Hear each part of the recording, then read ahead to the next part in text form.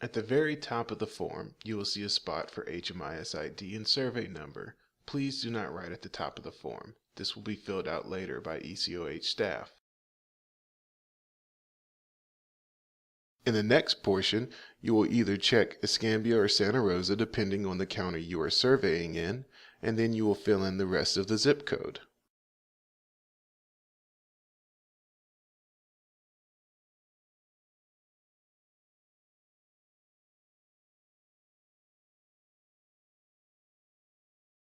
If the client refuses to answer any of the questions, make sure to mark the survey as incomplete.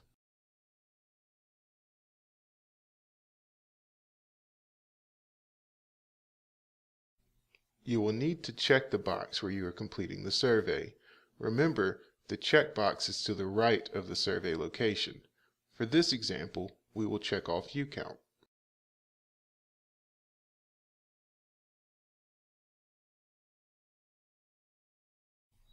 In section 2, we will be asking the person about their housing situation. If the person says they stayed at Waterfront Rescue Mission or Loaves and Fishes, remember to ask them if they stayed in the transitional housing or the emergency shelter portion.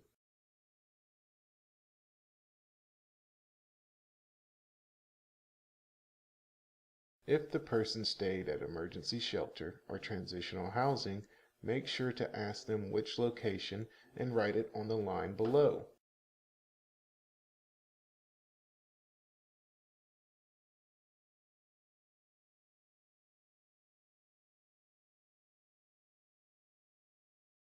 If the person answered they stayed outside on the night of January 21st, then they are at risk of losing the place they stayed.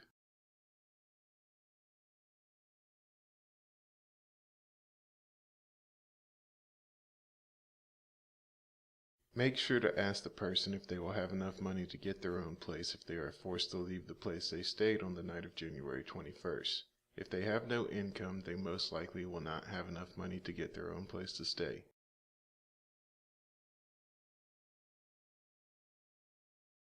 If the person has been continuously homeless for the last 3 years or longer, you can mark 1 for how many separate times in the last 3 years have you been without your own stable housing. Further down the survey, we will ask the person the length of time they have been homeless.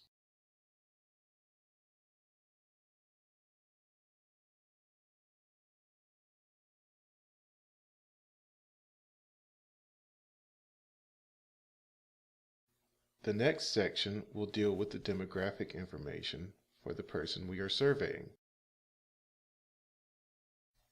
If the person seems uncomfortable giving out their demographic information, assure them that these surveys are completely confidential, and this information is only used to remove duplicate surveys.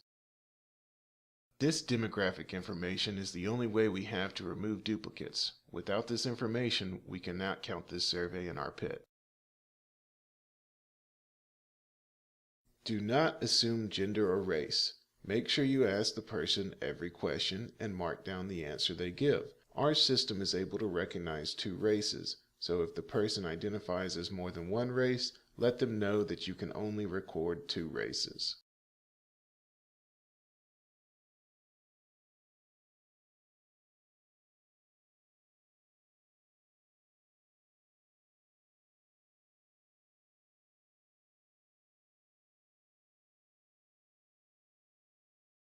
Some people may not be sure if they are considered a veteran.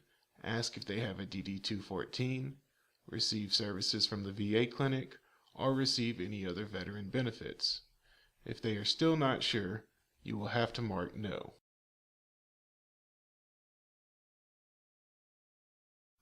In addition to employment, we also record if the employment is temporary, permanent, or seasonal. If they answer yes to employment, make sure you mark one of these 3 answers to the right. Some people may have come to Escambia or Santa Rosa County homeless. If so, then write 0 in the space next to weeks. The next question is only asking about the latest homeless episode. If they were housed up until 6 months ago, write 6 next to months.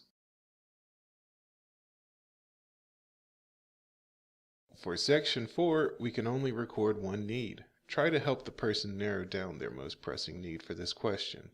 For example, if someone says housing is their most pressing need, but does not have employment to pay for their housing, their most pressing need may be employment.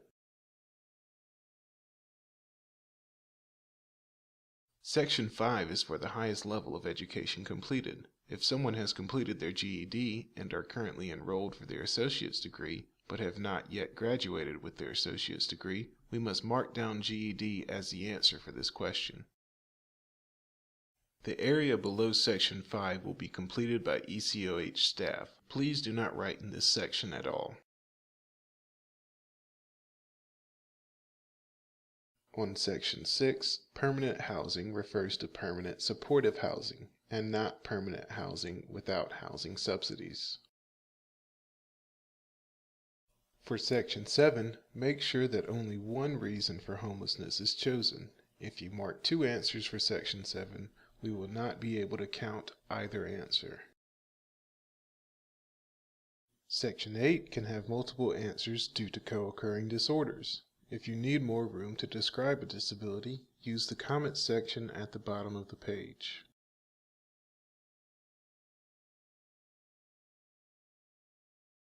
Section 9 can also have multiple answers. If the person has multiple sources for non-cash benefits, then write down the amount of each source in the comments section at the bottom of the page. If you record a number for total income over the past month, you must mark yes on the question below and record the source of the income. Otherwise, this answer cannot be used in the pit count.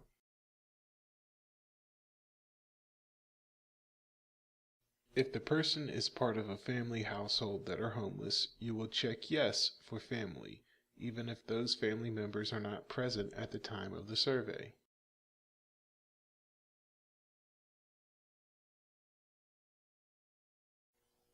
If the family members are present, you will want to fill in the name, relationship, and date of birth for each family member in Section 12, as well as complete an individual survey for each family member.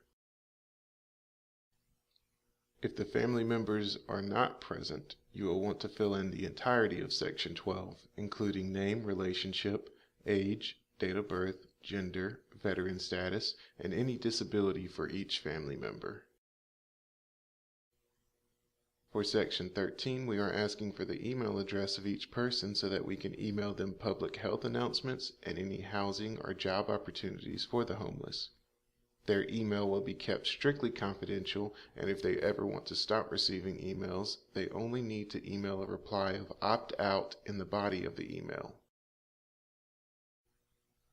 The last part of the survey is for any comments you may want to make. If you have any additional information you want to pass along to ECOH about this person, write it here.